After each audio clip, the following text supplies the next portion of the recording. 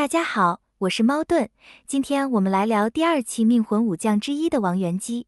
王元姬的命魂技会为我方全体武将恢复生命，并随机为己方3名武将施加1层真言，真言会持续至王元姬被击退或被消耗掉为止。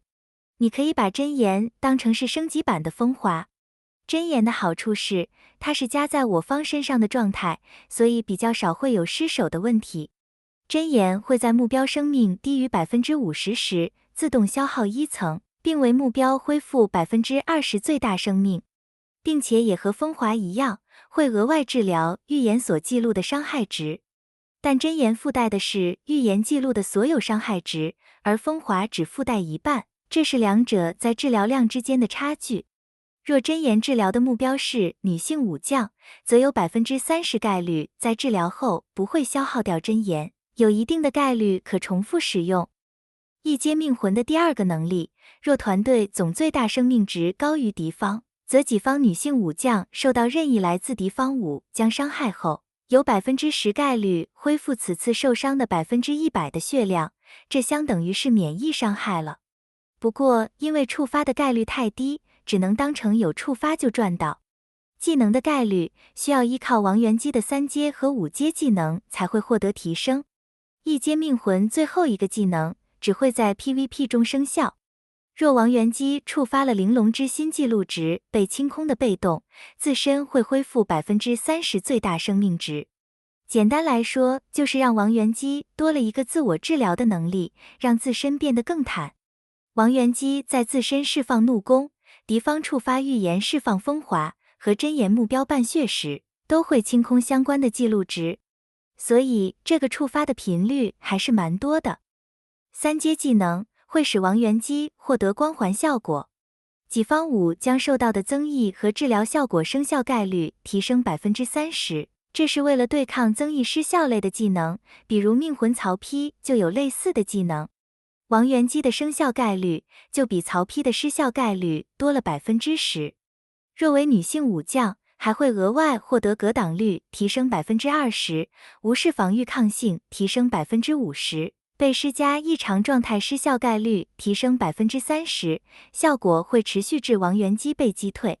王元姬的光环进一步的提升了女团的坦度，而且这个提升还非常有感。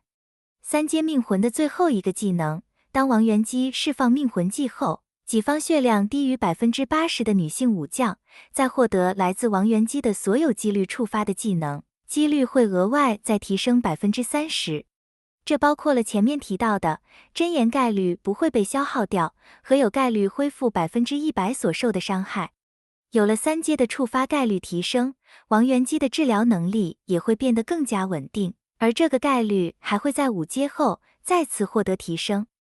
命魂5阶技能，王元姬在释放命魂技时，会额外为己方全体女性施加1层真言，且真言对己方武将触发治疗效果时，恢复此武将和王元姬1000点怒气，并提升其 15% 最大生命值，效果一样会持续至王元姬被击退为止。5阶技能全面加速了女团的怒气和王元姬的治疗循环，同时最大生命值的增加，还可以和命魂孙尚相配合，加强女团打真伤的能力。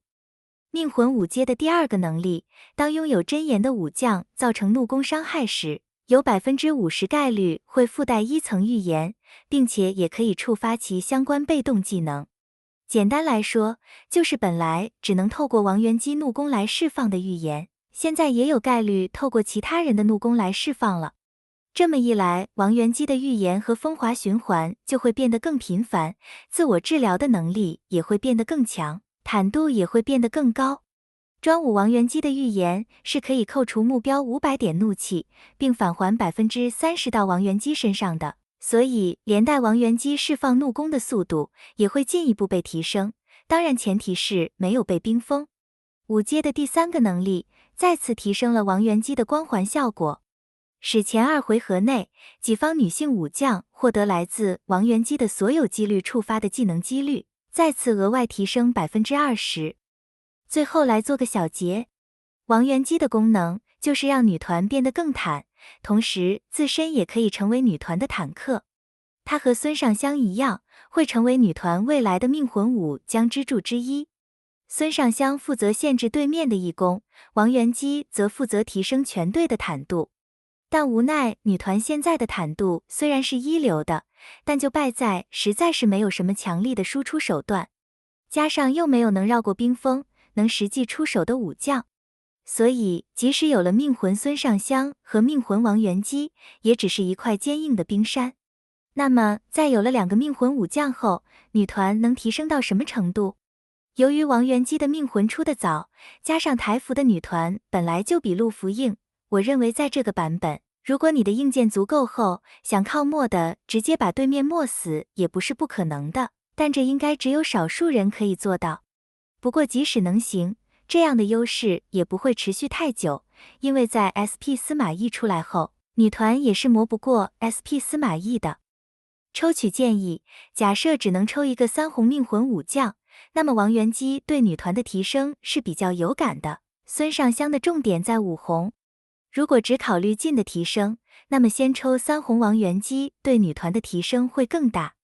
但考虑到孙尚香的用途比王源基更广，我还是会推荐先抽3红孙尚香，然后再慢慢补到5红。5红孙尚香的刷分能力，相信大家在命魂的刷分活动已经见识到，那个伤害就连 SP 张辽都完全不是对手。如果没有5红孙尚香，以后刷分活动的排名就一定会排在有5红孙尚香的后面。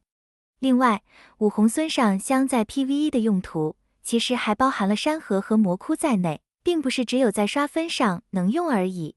而且在 PVP 方面，5红孙尚香也有机会脱离女团，到 SP 张辽和 SP 关羽的队伍去打工，虽然这不是主流队伍。反观王源基只能在女团中使用，所以两者的就业范围是有很大的差距的。当然，在山河和魔窟里，如果有需要女团的时候，王源基也是可以出场的。王源基和孙尚香不同，他最重要的能力在3红的光环，有3红就可以上场。考虑到女团即使先拉了个3红王源基，其强度也是很有限，那还不如先拉难度高的孙尚香，然后再慢慢把王源基补到3红。如果先拉了王源基，那5红孙尚香就更加遥遥无期了。